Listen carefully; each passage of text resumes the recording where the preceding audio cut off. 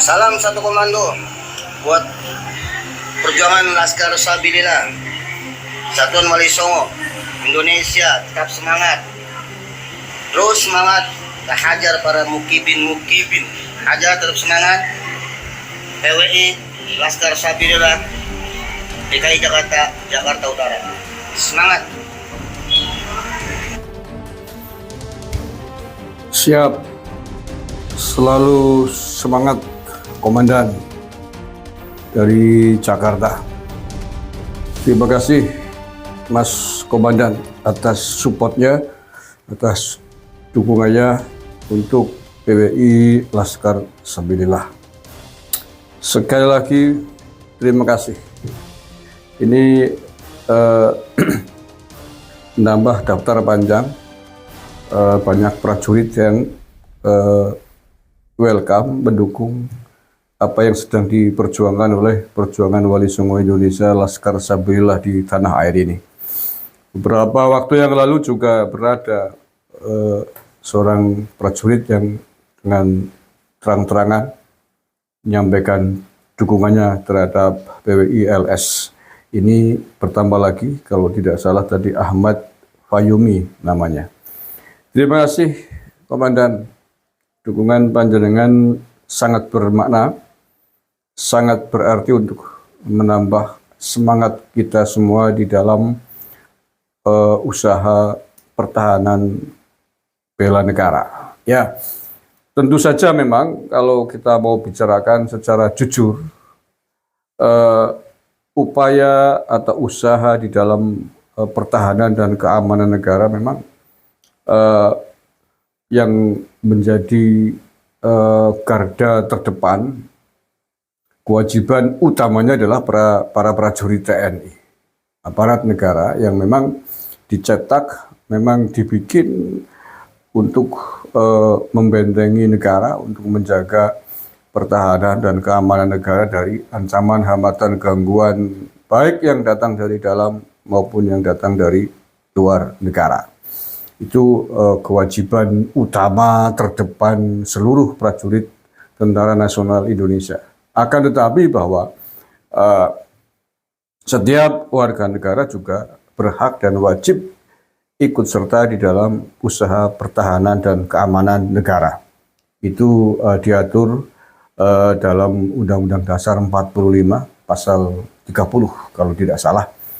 Jadi itulah yang sedang kami lakukan dalam rangka upaya, dalam rangka usaha membela, menjaga keamanan negara, dalam upaya ikut serta berupaya membela pertahanan dan keamanan negara dari musuh-musuh yang hari ini kita sudah simpulkan datang diantaranya dari sekelompok keluarga, klan, yang tidak lain adalah klan dari keluarga Ba'alawi keturunan imigran dari Yaman yang menggelari diri mereka dengan Habib, mengklaim sebagai keturunan Nabi Shallallahu Alaihi Wasallam. Itu yang sedang kita upayakan, itu yang sedang kita usahakan di dalam menjaga pertahanan dan keamanan negara dari pengaruh destruktif yang mereka lakukan. Dan saya kira seluruh prajurit TNI harus tahu ini.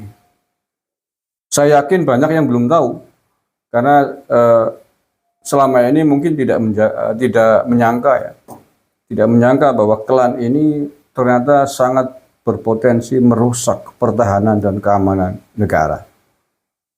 Mungkin beberapa kasus kegaduhan di negara ini, seluruh prajurit TNI tahu bahwa hal itu ditimbulkan oleh bagian dari kelompok klan Ba'alawi Yaman yang bergelar Habib ini.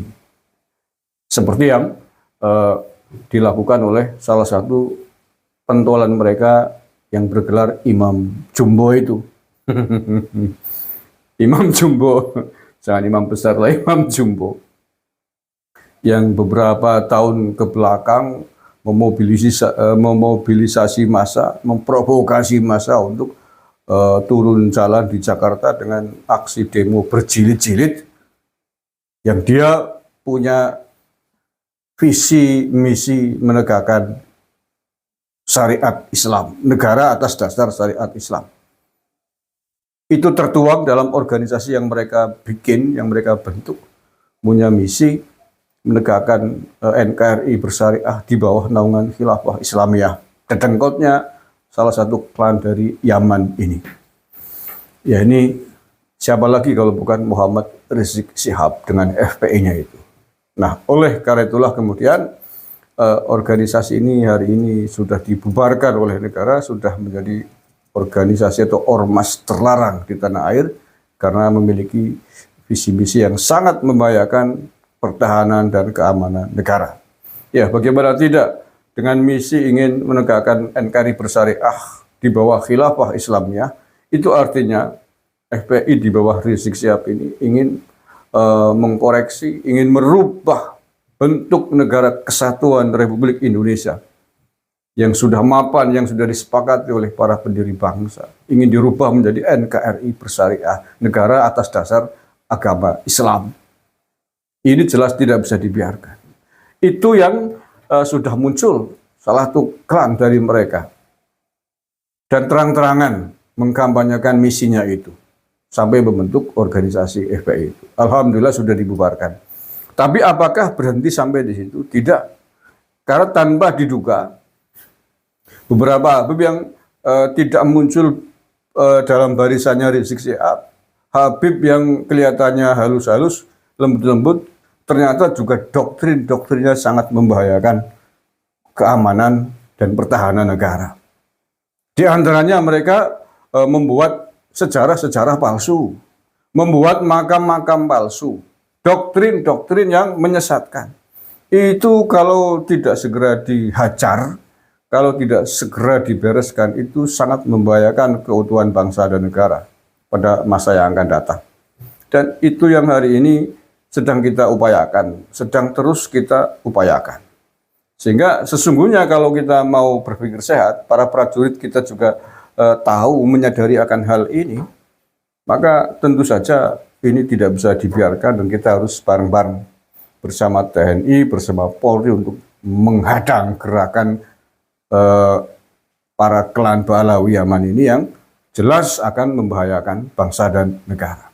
Untuk itu saya terima kasih dan memang sudah seharusnya saya kira prajurit TNI, Polri mendukung, membackup gerakan PWI Laskar Sabilillah di Indonesia ini. Iya, karena tujuannya satu, tujuannya sama, yakni dalam upaya menjaga kewajiban pertahanan dan keamanan negara.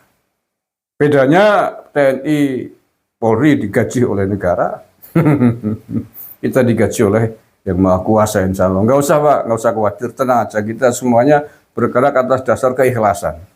Kita semua bergerak atas dasar hubul waton, mencintai tanah air. Sebagai sebuah upaya menjalankan ajaran agama sebagaimana diajarkan oleh Hadratus Syekh Basim Asngari, pendiri Nahdlatul Ulama. Kita yakini bahwa hubul waton, mencintai tanah air ini adalah bagian dari ajaran agama, bagian dari keimanan. Nah, untuk itulah ketika ada pihak-pihak, apalagi kok pihak-pihak itu hanya merupakan kelompok klan keluarga keturunan bangsa asing. Yaman kan bangsa asing. Nggak ada takut-takutnya kita.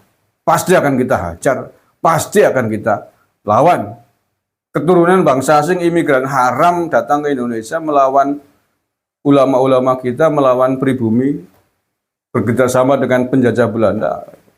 Kalau tidak dikatakan imigran haram, itu imigran apa?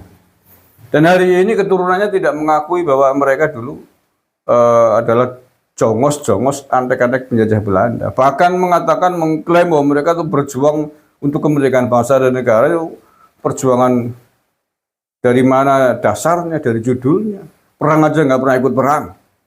Kok mengatakan katanya kemerdekaan ini diperjuangkan oleh nenek moyangnya dari Hong Kong. Oh, tabok enggak sesisan. Lah iya, mereka datang leluhurnya dulu justru berjuang berkong kali kong bekerja sama dengan penjajah Belanda melawan pejuang-pejuang pahlawan-pahlawan Nusantara di dalam mengusir penjajah, mereka kong kali kong dengan penjajah kok dikatakan ikut berjuang. Itu kan upaya menyembunyikan sejarah agar belangnya tidak ketahuan, sehingga kemudian ngomong-ngomong bahwa pejuang-pejuang Indonesia turunannya orang Yaman.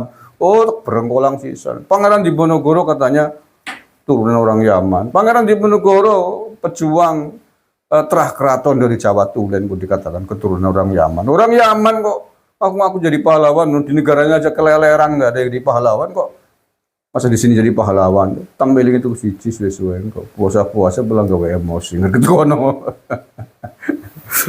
Ya. Jadi upaya atau doktrin-doktrin yang mereka sebarkan selama ini mengatakan Indonesia milik Tarim, Pangeran Diponegoro katanya keturunan orang Yaman, Imam Bonjol keturunan orang Yaman, Cut Nyadin, bendera merah putih, lagu kebangsaan, diklaim semua itu adalah upaya-upaya yang sangat membahayakan keamanan bangsa dan negara.